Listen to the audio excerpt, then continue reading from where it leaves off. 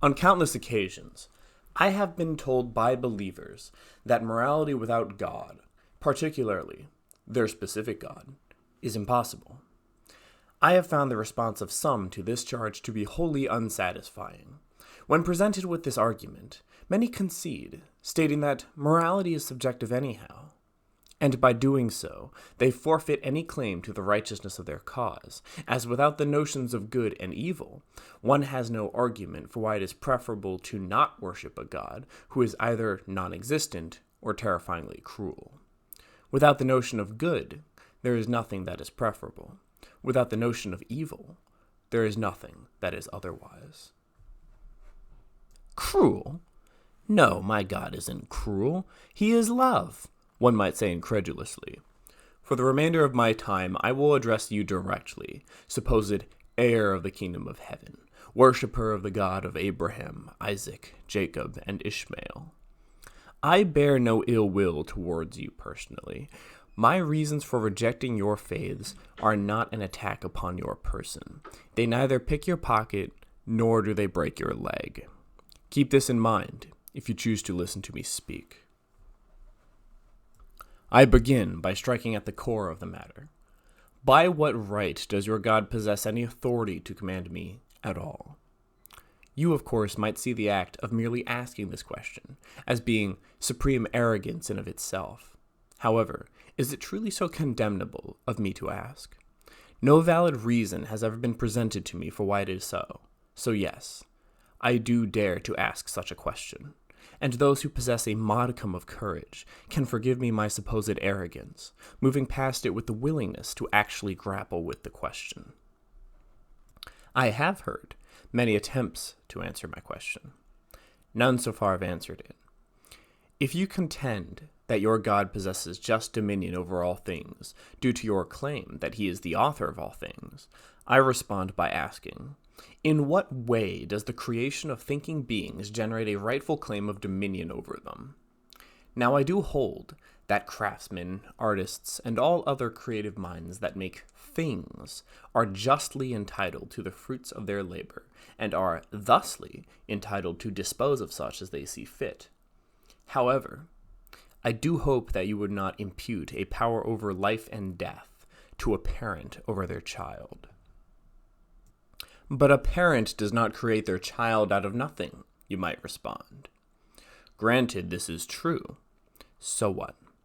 What is it about the act of creating the cosmos out of nothing that grants its supposed creator any grander claim to dominion over the lives of its sapient denizens than that of the humble human creators who create children out of matter collected from around them?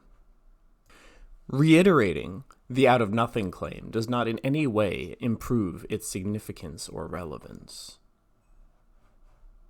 But the relationship between God and man is not comparable to a parent-child relationship, you might insist. And you would be wrong in doing so, as they are certainly comparable in the fashion that is relevant to the question of, does the act of creation of a conscious being grant the creator absolute dominion over it? In both scenarios, a thinking being is created by another. My question still stands. In what way does the creation of a thinking being grant its creator absolute moral dominion? If your response is to compare human beings to pots, cell phones, or paintings, then you have missed the point. It would seem that human beings are different from inanimate objects, particularly in ways that not only concern morality, but are also its very object. Is it truly too much to ask for a thinking, conscious being to expect not to be deliberately condemned by his creator to nothing but pain and torment? Well, a father must discipline his children, you might say, as if rape, slavery, torture, and all other such forms of extreme suffering are means by which our Father has chosen to discipline us. Think on this. Loving parental discipline is to be corrective. It is meant as a response to bad behavior. It is meant as a means by which to set a wayward child back onto a proper path. What moral crime does the victim of a rape commit, causing her to deserve such violation? What lesson is God trying to teach her by either predestining her to such a fate, or by allowing such to happen to her? I think that it is clear, due to the fact that innocents suffer, that the suffering that is endured on this earth is most certainly not a form of parental discipline intended to enlighten us. And if earthly torment cannot be shown to be some form of loving corrective discipline, this holds all the more true for eternal damnation, as it is not correction, but punishment that can be understood to be the motive for eternally condemning a soul. You do not cast into the fire something that you desire to save. You do not condemn to eternal anguish someone that you wish to bring unto yourself. Now, those among you who are versed in the scriptures may be chomping at the bit to inform me that no, I and other non-believers are not children of God, as the only people who are the faithful.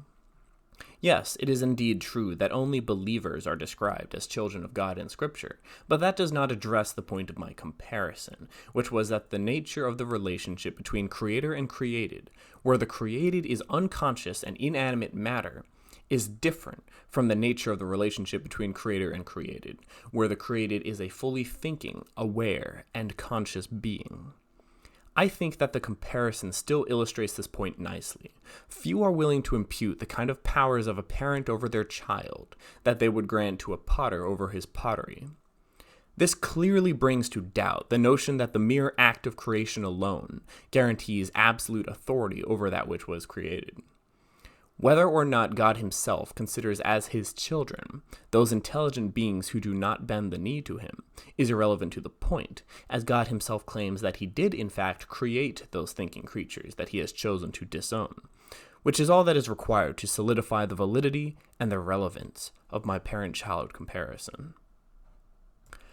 You might concede that the act of creation alone is not a necessary explanation for God's moral authority, but rather that it is God's nature that imputes upon him such a right. Many variants of this argument have been presented to me.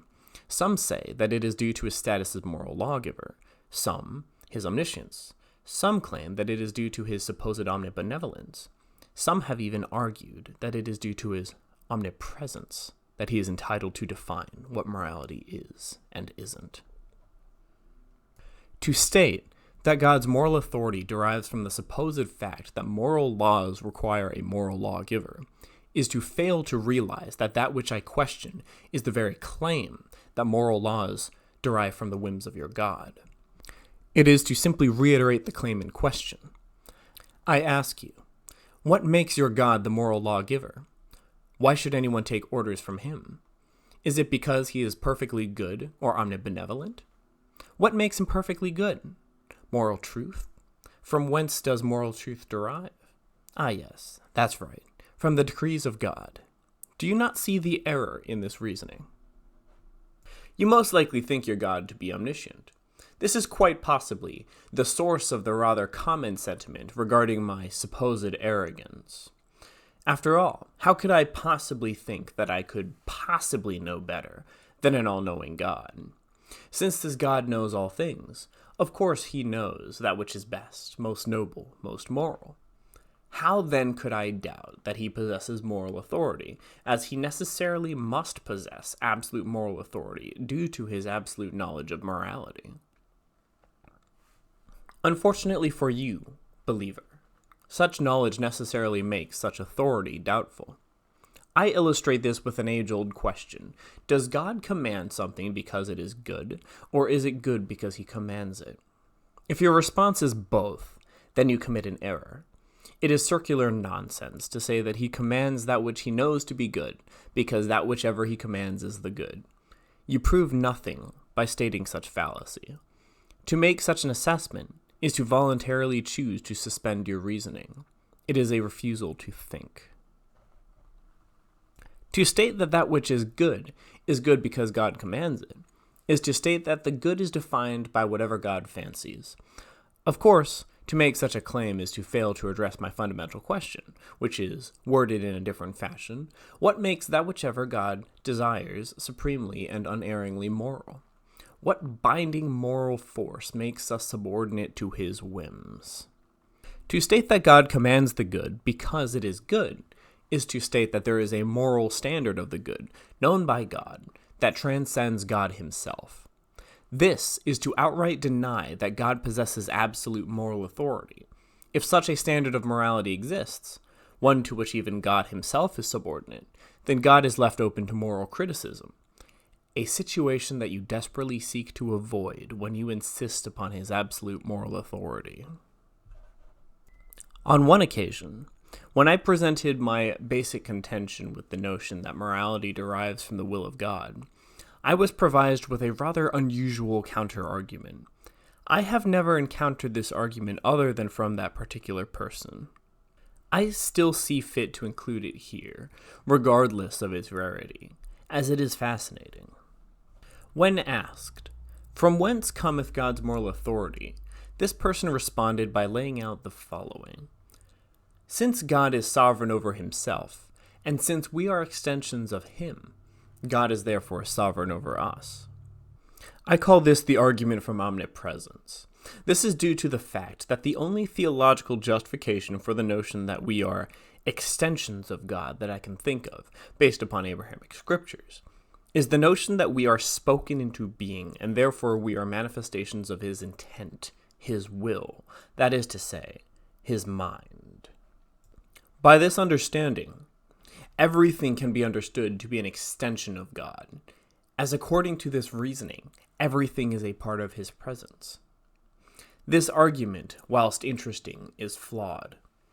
If God's moral authority derives from some greater principle of self-ownership, then this means that God himself is subordinate to a higher principle, which means that his actions are, once again, laid bare for criticism. Even if God is sovereign over himself, this does not mean that it is impossible for him to commit an injustice or disservice to himself or towards us, mere paltry extensions of his being. Drunkards, gluttons, and loafers often commit grievous moral crimes against themselves.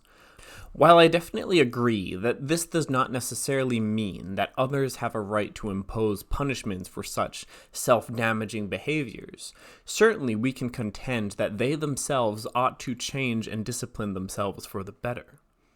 And if we are indeed extensions of the being, of a God who is actively wronging fellow manifestations, the argument that others do not possess any recourse to challenge the rightness of his actions does not apply, as we are not others, rather, we are parts of him. This being said, I outright deny the validity of the premise that I am a mere extension of a being. I possess my own thoughts, values, dreams, desires, and goals. I and every other person are beings in our own right. The end of the path that is laid out by the claim that we are simply extensions of God's being is the devaluation of humanity. It is to claim that we are, compared to him, worth nothing more than a skin cell. And just as we might remove skin tags and cuticles, God is supposedly perfectly justified in dealing with us as he sees fit. I do not have such a contempt for human life that I could see my fellow men as worthless by default. All of these arguments are variants of what I call the argument from identity. They all possess, at their core, the same flaw. They are all attempts at giving God a blanket justification for anything he may do, based on the presumption that since he is who he is, he can do whatever he wants. To say that God's nature or his identity somehow grants him unlimited moral authority, or makes him the source of morality, is to simply say that God is justified because justice is whatever God wants it to be. This is nothing more than the fallacy of begging the question. When challenged to demonstrate God's moral authority, those who respond with a variant of this particular argument fail to realize that, at the heart of it, they are merely doing nothing more than reiterating the claim that they are being challenged to prove. They are essentially saying, God is right in whatever he does because he has a right to do whatever he does. That his commands are right because he has a right to command. It is this supposed right that I have challenged with my questioning here. Insisting that God possesses dominion over all is not a valid response to those who ask, by what authority? Insisting that his authority validates his authority is nothing more than an attempt to evade the responsibility of even considering the possibility that such authority simply doesn't exist. That even if God was real, he would not be within his rights to demand unconditional submission from every thinking creature. You, child of God, believe your God to be, by nature, a perfectly moral being. You praise him, glorifying and exalting his name. You do so without reason. I once, like you, used to say, "Worthy is thy name," in worship of this being. I studied Scripture as it was, I believed, my calling to come to know God. And I did. In truth, the nature of your God is not what you believe it to be. While the notions of omnipotence, omnipresence, and omniscience are dubious in their own right, they are not, in my mind, the most objectionable claims made about your God. The most condemnable claim made about the tyrant portrayed in the Scriptures is the claim that he is not merely just, good, and righteous, but rather that he is the supreme arbiter of what these things are. Volumes could be written of the atrocities and abuses of which your God ought to be condemned. The crimes of your God are not limited to that which I will mention here. His guilt runs deep. Your God has commanded the slaughter of countless innocents, sparing not men, women, boys, girls, or even infants. Is this that which you consider to be moral? No. Is it generally immoral, except when commanded by God? Ponder this. Would you, in most circumstances, condemn the wanton slaughter of civilians? If so, then what makes your God an exception to the moral principle that it is evil to butcher babies? But they weren't innocents, you might say. I fail to see how an infant could be anything other than an innocent. Are you arguing that God ordered the killing of babies as punishment for the crimes of their parents? I reject the notion that an innocent is to be punished for the crimes of the guilty. Do you hold that God commanded this as punishment for crimes that these children would have committed had they been permitted to live? It already requires a great suspension of disbelief to conclude that every single member of the tribes that were condemned to wholesale slaughter were truly deserving of their end. It requires a complete suspension of reason to conclude that people ought to be punished for crimes that they have not committed. To execute someone for a crime that they haven't committed is to ensure that they will never commit that crime, which ensures the injustice of the sentence. What do you mean? We punish people for conspired and attempted murder, you might respond. The crime being punished is not murder itself, but rather conspiracies or attempts to commit murder. This does not contradict my principle that justice is retribution for crimes committed. I maintain that no infant has ever conspired or attempted to commit a capital crime. No, the killing of these children was not a punishment at all, you might contend. I can think of few instances of tortured logic more perverse than that used to justify the killings of little kids in ancient scripture as some form of mercy, supposedly ensuring their salvation and sparing them from damnation. By this logic, all infants should be killed, lest they have a chance to think for themselves and be sentenced to eternal damnation. But God doesn't command the killing of all children, you might reply. And therein lies the distinction between our moralities. You believe morality to be nothing more than blind obedience to the arbitrary whims of a God who, according to his deeds recorded in your scriptures, is obviously evil in the eyes of any who truly believe in a right to life. This leads me back to my fundamental question. By what right does your God command me at all? And what are the crimes that the victims of these biblical purges and holocausts accused of? Idolatry? If their religions were false, then the appropriate response is to teach them, not kill them. Did they tempt the chosen people to worship false gods? They did what any missionary does. Does this warrant the death penalty? Did they not allow the children of Israel to pass through their lands? They were only doing what any patriotic citizen of any country would do. They were defending their homes. It has been alleged that some, if not all of these tribes, practiced child sacrifice. If this is true, then justice demands that the perpetrators of this practice be hunted and punished accordingly. I find it difficult to believe that every single person handed over to destruction in these genocidal purges was a guilty party, playing a hand in this perverse practice, especially when it is the children themselves being marked for death. It is utterly ludicrous and hypocritical for your God to say, "You have committed horrible crimes against children. Therefore, I command my minions to kill all of your children." We have only heard one side of the story, however. For all that we know, the claims made about those consigned to their deaths are fabrications and propaganda, used to justify horrific deeds. Your God has already proven himself to be a murderous monster. Why should I believe that he has any scruples at all? How do I know that he did not lie?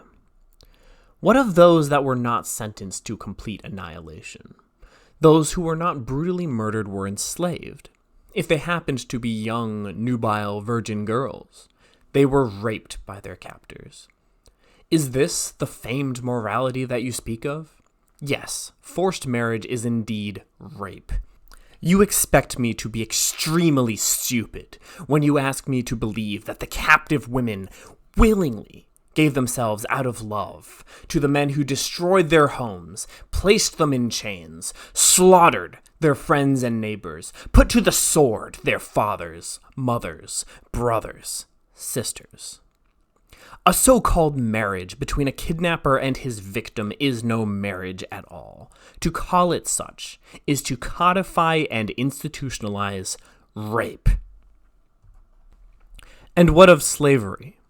That hateful practice that places chains upon the shoulders of men, the condition in which countless human souls throughout history have toiled, the reduction of men to beasts of burden, condemning them to lifetimes of drudgery and misery.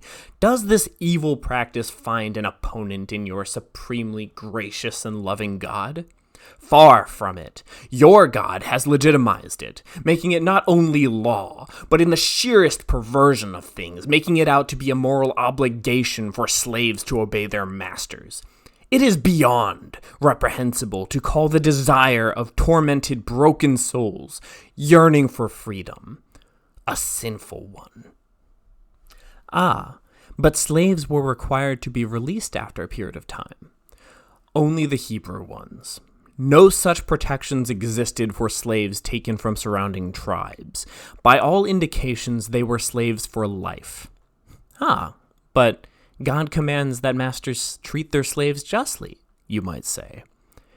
And just what is your God's conception of justice? Since there is nothing unjust about genocide, rape, and slavery in the eyes of your God, what then can we conclude about the supposed justice with which slavers are to treat their victims? We don't need to guess. Laws regarding the treatment of slaves were enacted by your God. Masters were permitted to beat their slaves as long as the slaves were able to get up after a few days. You might, out of clouded judgment, call this merciful. You might say, look, our God has imposed limitations upon the power that a master has over his slaves. This only further illustrates the kindness and benevolence of our God. As if keeping people as slaves and physically tormenting them is not, in of itself, a crime against humanity. Yes, they were not allowed to kill or maim their slaves, but they were, most certainly, permitted to harm them. Is this what you call kindness? Is this moral? But these laws were certainly an improvement over what was the norm of the times, you might insist. I have yet to see any evidence whatsoever in support of this claim. And even if these laws were a mere improvement over customary traditions, this points to a human, not divine, origin. as that which is human improves, that which is touched by the truly divine would be perfected. Now, the Christian might hear all this and say, but that was all in the Old Testament. We are no longer bound to that law, as it was a law of the covenant between God and Israel. We are now under a new covenant. This is, of course, contradicted by Christ's claim that he came not to abolish the law and the prophets, but to fulfill them. A law is not made invalid through its fulfillment. It is not fulfilling a law to contradict it. Of course, you probably think that I simply misunderstand what is meant by the fulfillment of the law. But to understand it in your fashion is to say that up is down, a square is a circle, 2 + 2 = 5. You reduce language to nothing more than nonsensical gibberish when you hold fulfillment to mean some form of nullification, when you perceive disobedience of a law to be its vindication. Furthermore, your God's moral sentiments regarding slavery are not altered one bit when we take into account the teachings of the New Testament. From whence did you think that I got your God's exhortations of slavish obedience, subservience, and humility? It was after Christ, yet still based upon his teachings, that it was commanded of slaves to obey their masters. What were Christ's teachings? The most often celebrated passage illustrating them is what is called the Sermon on the Mount. Such celebration is, and always has been, undeserved. The so-called wisdom of Christ is folly. His moral teachings are self-contradictory nonsense that could only be truly practiced by the most cowardly of people. The Beatitudes are nothing more than vapid platitudes. They are effective at making unthinking people feel good, but they elucidate nothing. Blessed are the poor in spirit, as if contempt and hatred of self was a virtue. Blessed are those who mourn. What, as if there are no non-believers who have experienced loss? Blessed are the meek, as if servility and submissiveness were a virtue. Blessed are those who hunger and thirst for righteousness. I hunger for righteousness. Am I blessed? No, your God has cursed me to oblivion. Blessed are the merciful, as if it is right that justice be denied. What mercy is shown to those who do not believe? Is it mercy, or is it justice, that impels one to refrain from punishing an innocent? Blessed are the pure in heart, as if your God were a fitting judge of that. Blessed are the peacemakers, as if there were never a just cause for conflict. Blessed are those who are persecuted because of righteousness. What of the countless souls burning in hellfire due to their righteous refusal to bow before an evil God? Are those who are persecuted by God blessed in your eyes? This sort of insipidity continues for much of this sermon. Christ's talk of salt of the earth, light of the world, treasures in heaven, and not worrying because everything will be given to you, are all empty, frivolous talk. Many of the so-called truths that he says unto us are lies. What is the extent of the famed morality of this celebrated minister called Son of God? In his eyes, it is just as immoral to be angry at someone as it is to kill them. In his eyes, merely being attracted to a beautiful woman is the same as committing adultery with her. In his eyes, divorce is always adultery, except if it is done in response to some sort of sexual immorality. Thoughts and acts are not the same. The conflation of such is from whence the notion of thought crime arises. Thoughts are often intrusive. They appear in one's mind without warning. As such, to make a thought out to be a sin is to impose moral responsibility where there is little to no choice. Such is to make criminals of all men. Such is to manufacture universal guilt. This is the means by which it is ensured that all will fall short of the glory of God, as it is doubtful that there are any who have had complete and total command over all of their thoughts throughout the entire course of their lifetimes.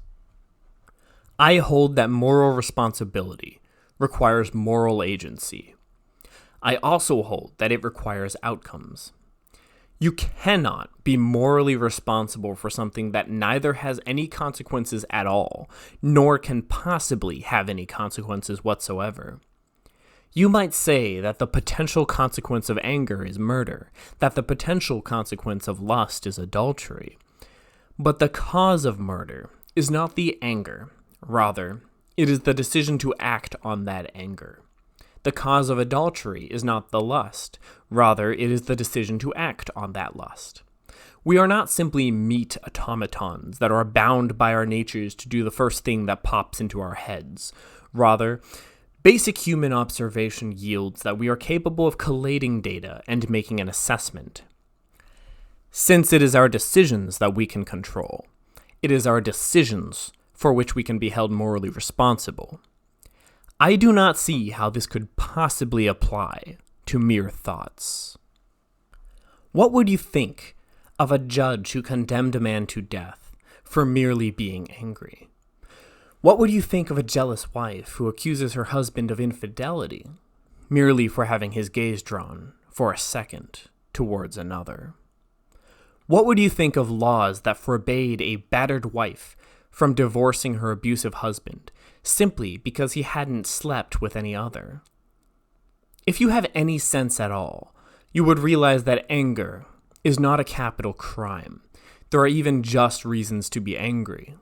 While it is most certainly uncourteous and disrespectful to stare for prolonged periods of time, merely glancing upon a beautiful woman and being psychologically affected by the sight is most certainly not the same as having sex with her. You are not a bad person for appreciating beauty, and being human does not imply unfaithful intent. Partnerships of all kinds, including marriage, are contingent upon the continual consent of the parties involved. This is consent that can be withdrawn for reasons other than sexual immorality.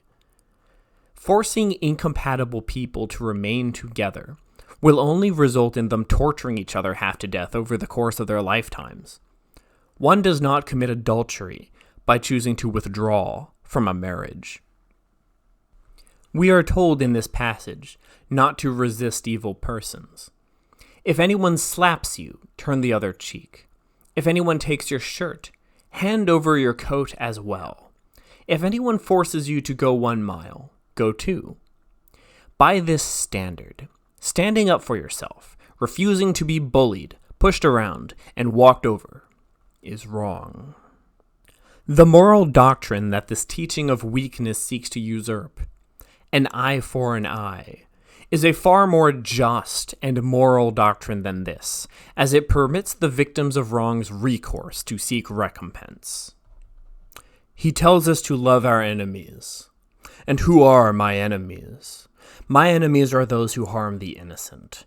My enemies are thieves, murderers, torturers, rapists, slavers, tyrants of all kinds. My enemies are the enemies of freedom. These do not deserve love, and I commit no wrongdoing by refusing to pervert my values for these types. Love is the ultimate manifestation of one's values. To love something is to hold it apart from all other things and to raise it up as that which one sees as good and worthy. Do you think I'm miserly with my love? In truth, it is those who proclaim their unconditional love for all of humanity the loudest that I doubt possess any love at all. Those who claim to love everyone cheapen what it means to love. To tell me to love my enemies is to tell me to consider evil to be good and worthy. This is a sin that I will never commit. I love the good and only the good. I hate evil. I seek to destroy that which is evil. And this is why I oppose your God. He tells us to judge not, lest we be judged. To judge is to assume for yourself the responsibility of thinking, of exercising your judgment. To think about anything is to evaluate it. It is to judge it. To tell men not to judge is to tell them not to think. He says that the same measure used to judge others will be used to judge the one using the measure. I am perfectly comfortable with being judged by the standards with which I choose to judge others, as the standard that I use is the standard of reason. The only true snippet of wisdom that can be found within this lecture is Christ's bidding for us to refrain from hypocrisy. It is indeed unwise to excessively fault or degrade others for failures that we ourselves exhibit. And if one truly desires to speak from authority regarding a particular vice, then one must do whatever they can to purge it from their character. Otherwise, entreaties to refrain from such vices will likely fall on deaf ears, as you will be seen as a hypocrite.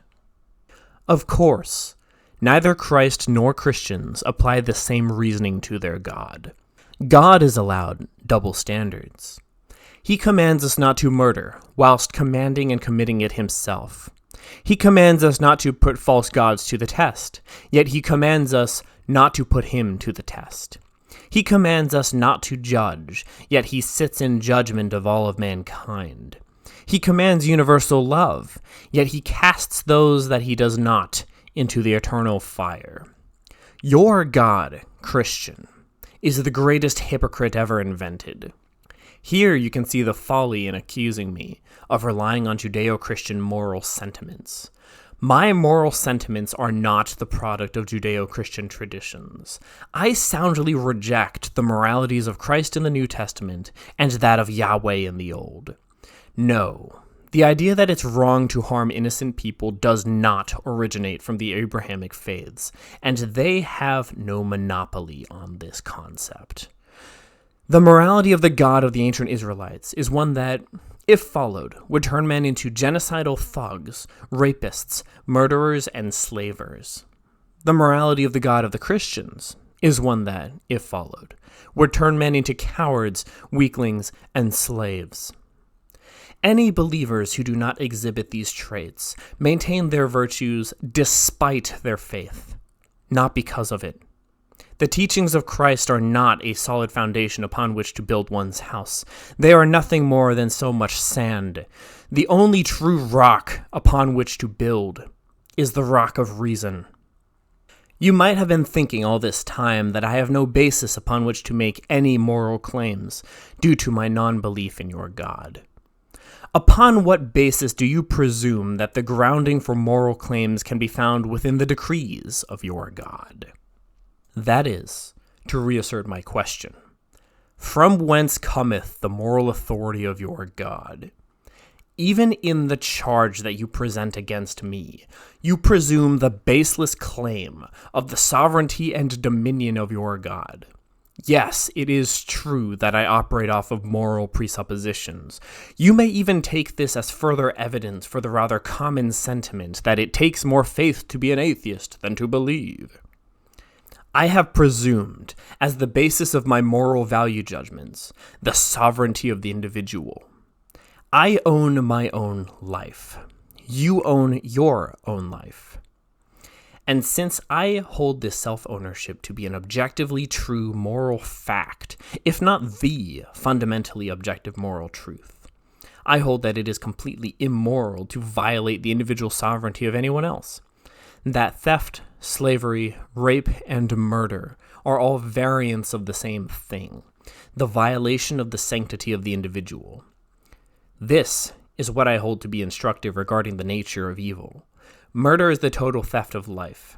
Theft being the taking of the time and effort, that is, the life that was expended in the acquisition of a thing, is thusly a murder of lesser degree.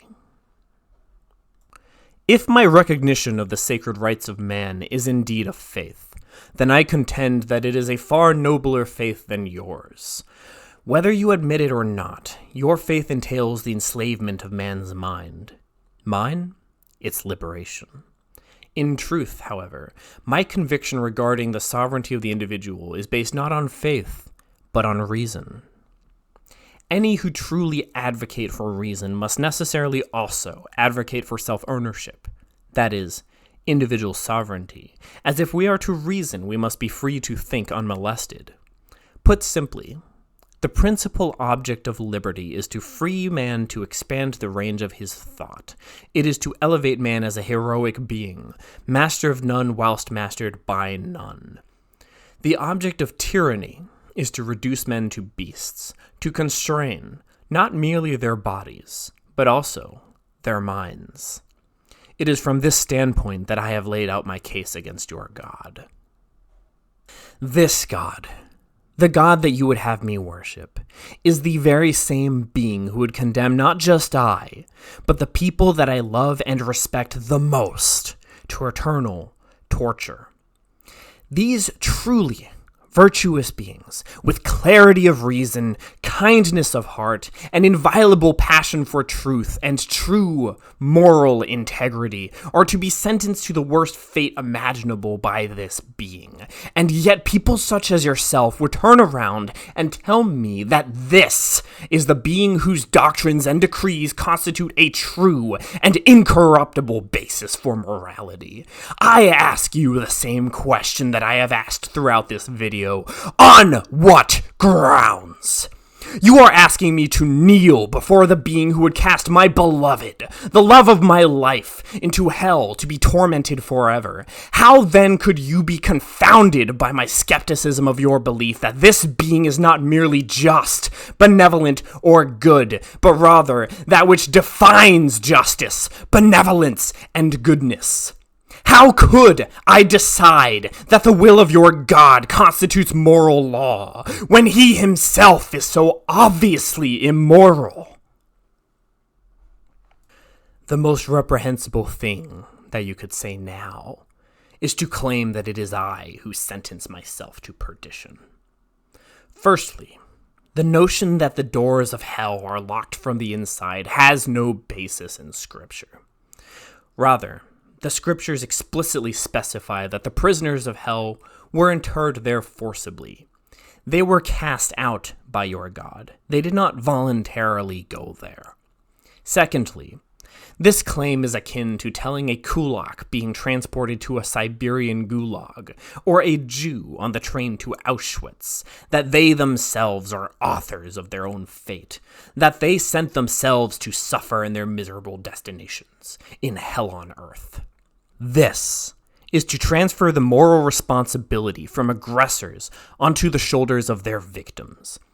The suffering of a political prisoner, tormented and held captive, cannot be blamed upon themselves. It is the Stalins, Hitlers, and Maos of the world who bring this upon us. It is tyrants and their enablers who are to blame for such suffering. And so, too, is the responsibility for the eternal suffering endured by any sentenced to damnation in that infernal cosmic concentration camp to be placed squarely upon the shoulders of the greatest tyrant of them all. This underscores how completely perverse it is to accuse me of ingratitude for my unwillingness to prostrate myself before your God. And for what am I to be grateful? The fact that I draw breath? I never asked to be created. His death on the cross? I never asked for this either. I deny the notion that I have committed any sins so great as to warrant and deserve crucifixion. I deny that the crucifixion of one person could possibly pay the debts of all of the criminals of humanity. A just judge pursues punishment only of the perpetrator of a crime. He does not take another as a substitute. Is it his willingness to spare me eternal torment for which I ought to be grateful? I deny that I deserve eternal damnation. I deny that any could possibly deserve eternal damnation, as there are no acts that any can take within their finite lives that could possibly cause infinite suffering. Our lives are finite, so our pain is finite. So too is the pain that we inflict. By this standard, the only being who could possibly deserve eternal torment would be a being that inflicts it. The only soul that truly deserves to burn in hell is that of your God. But he loves me, right? I call it extortion. His love is the so-called love of an abuser. The love that you offer him in return is that of a battered wife. Give me anything but the kind of love that your God offers. But what if you're wrong, you might ask? You might present the tired old claim that it is better to believe and worship in order to avoid hellfire than it is to risk such through non-belief. Yes, if I am wrong about your God's existence, then I do indeed face damnation. So what? This has absolutely no bearing whatsoever on the moral implications of what worshiping such a being would be. Plenty of others have utterly savaged Pascal's wager, pointing out that, as a bet, it is a rather lousy one, due to the fact that it fails to take into account the plethora of other gods that one risks angering through non-belief.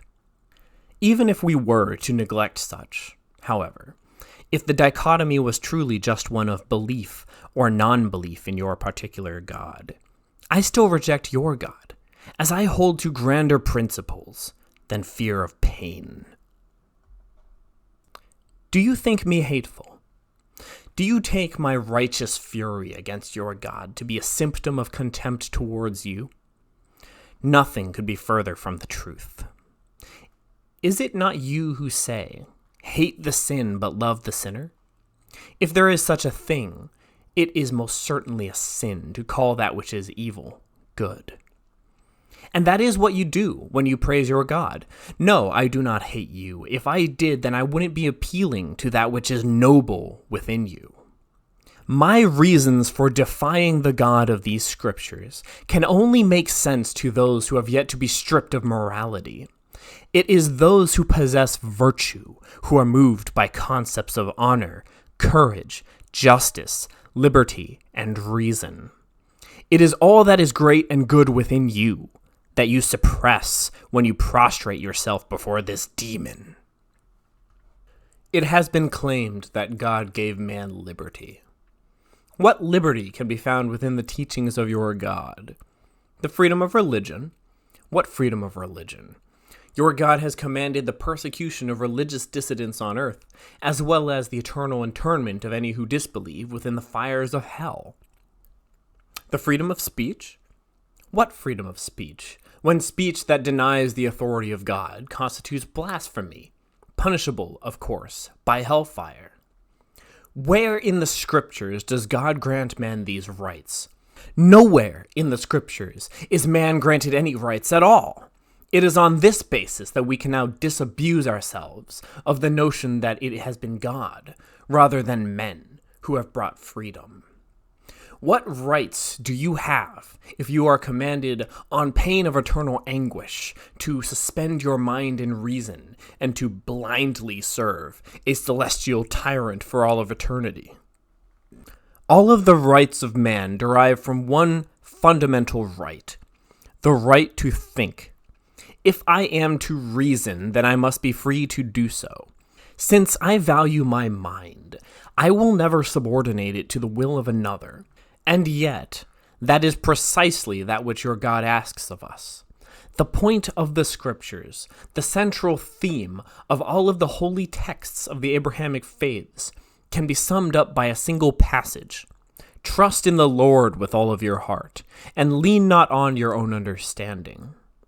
And now we see behind the veil, the truth laid bare.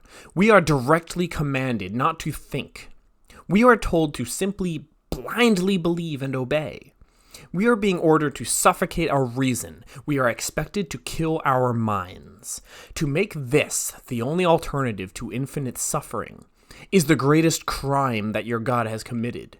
Without minds, we are nothing more than robots. To shrink and wither one's mind is to make oneself suitable only to be a slave, fit to serve the designs of another. The God worshipped by the Jews, Christians, and Muslims is the ultimate conceptual manifestation of injustice, tyranny, evil. His commands are contrary to reason, morality, justice, and virtue. His aim is to cultivate the basest aspects of humanity, whilst killing all that which is great and good within us. If this thing is indeed real, the blood of the innocent on the ground and the scorched souls twisting in agony in the fires of eternity rise up to us as a damning cry. They are the evidence with which I charge God, and it is for this searing, infernal anguish that he ought to pay. It is for this that he must die.